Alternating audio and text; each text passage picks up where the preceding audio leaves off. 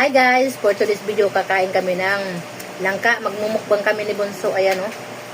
Binigyan nga pala kami ng aming kapitbahay ng langka na pagkatamis. Sarap. Dati nung nasa probinsya kami, yung ganito guys o, yung mga buto niya.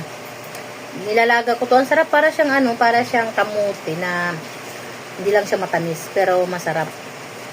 Diba? Matamis.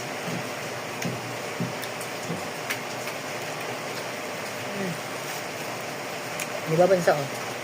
Hindi nga pala siya marunong. Tingnan mo yung aking hair. At ako'y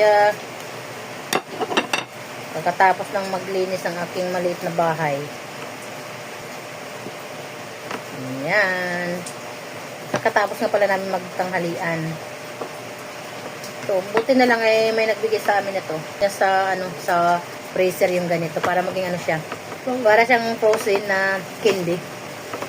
Style niya yan, day. Kami lang palang kakain nito kasi mga tulog pa yung iba kong mga anak. Maglinis ka na ka. Pagdating ko mamaya ka lang malinis. Wala. Ayun nga ako eh. Tapos ko yung Pahinga mo, ginagawa ka ba? Wala. Tignan nyo guys, ang aking guys. Pero na. Hindi na talaga may tatago yung ating pagtanda. Sabagay, may filter naman dyan. Gamit tayo. Ano ginagawa ng filter, diba?